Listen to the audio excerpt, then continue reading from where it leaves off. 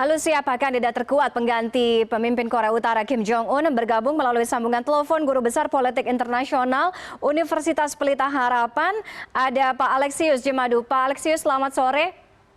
Selamat sore. Oke, ini masih spekulasi semuanya ya Pak, spekulasi kondisi kesehatan, spekulasi soal pengganti Kim Jong-un berikutnya. Tapi kita lihat soal kondisi kesehatannya dulu dari 15 April sampai dengan hari ini. Mengapa sebenarnya otoritas, kemudian media lokal atau media nasional Korea Utara sendiri kita rasakan, kita lihat begitu menutup rapat kondisi kesehatan Kim Jong-un ini?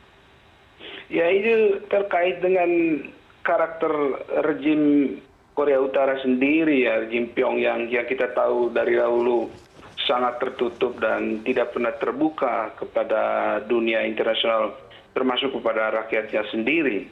Ya. Karena persoalan mereka itu adalah menjaga stabilitas itu hanya dengan kekuatan otoriter, kekuatan militer. Mereka bukan negara demokrasi yang dengan bebas memberikan informasi kepada publik. Jadi mereka menjaga informasi itu begitu tertutup. Satu aja persoalannya itu menjaga stabilitas, dan itu strategi survival aja dari Korea Utara. Oke, strategi survival hanya dari Korea Utara ya. Oke, itu tadi spekulasi kondisi kesehatan yang mengapa begitu dirahasiakan, mengapa begitu tertutup. Kemudian sekarang spekulasi who's the next Kim Jong-un? Siapa kandidat terkuat pengganti Kim Jong-un? Kita lihat bahwa dinasti Kim dari sang kakek selalu dipimpin oleh laki-laki semua. Tapi yang sekarang banyak dibicarakan adalah adiknya perempuan Kim Yo Jong yang bisa menjadi kandidat terkuat pengganti Kim Jong-un berikutnya. Anda melihat hal yang samakah? Apakah artinya adik perempuan ini akan menjadi tirani baru di Korea Utara? Ya, ini kalau kita bandingkan dengan proses suksesi sebelumnya, relatif lebih tidak pasti yang sekarang, karena kita berhadapan dengan suatu kondisi yang baru di mana pengganti yang terlihat sekarang ini adalah seorang perempuan, dan itu menambah ketidakpastian yang ada, ya kan? Dan apakah juga bisa diterima oleh rejim ini seorang wanita berkuasa, itu juga kita tidak tahu. Ya. Jadi memang tingkat spekulasinya sangat tinggi. Belum lagi kalau kita lihat faktor yang lain, yaitu institusi militer, jangan pernah diabaikan. Karena elit Korea Utara itu juga terdiri dari para petinggi militer. Ya.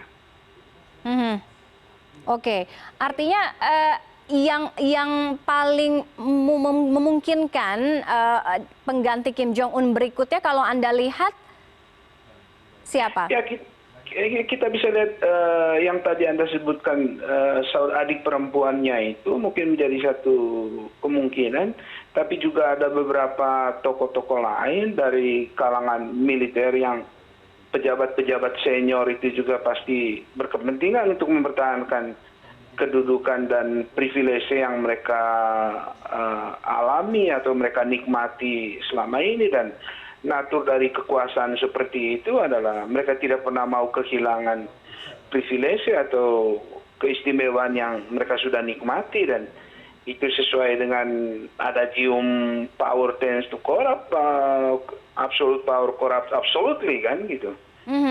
Oke, kita lihat bagaimana track kepemimpinan Kim Jong-un selama ini sebagai pemimpin tertinggi di Korea Utara. Artinya siapapun calon penggantinya, apa yang patut diwaspadai? Artinya keberhasilan apa-apa saja yang sudah dicapai oleh Kim Jong-un selama kepemimpinannya bisa saja dikhawatirkan menjadi kehancuran ketika dipegang oleh penggantinya kalau itu tidak tepat.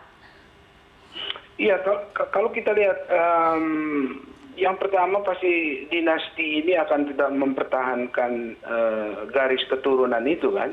Dan kemudian faktor yang berikutnya adalah kapitalisasi senjata nuklir, dan itu yang menjadi sesuatu yang menjadi keprihatinan atau kekhawatiran negara seperti Korea Selatan, Jepang yang ada di sekitar itu. Nah, kalau misalnya Kim Jong-un betul pergi, bagaimana dengan kontrol atas senjata nuklir ini ada di tangan siapa, dan bagaimana dia memanfaatkannya. Oke, itu yang paling harus diwaspadai ke depannya ya. Iya, harus diwaspadai. Oke, tapi terkait dengan Indonesia sendiri, Anda melihat ada efeknya tidak? Ya, kita melihat bahwa Korea Utara itu menjadi sumber persoalan stabilitas di kawasan Asia Timur ya. Dan kalau kawasan itu menjadi tidak stabil, tentu akan berpengaruh juga kepada kita. Karena hubungan perdagangan kita dengan negara-negara seperti Korea Selatan, Jepang, Cina itu kan cukup tinggi proporsinya di dalam volume perdagangan. Karena itu kita berkepentingan untuk ada stabilitas yang terjaga di situ. Oke, baik, terima kasih Pak Alexius sudah bergabung dengan CNN Newsroom sore hari ini.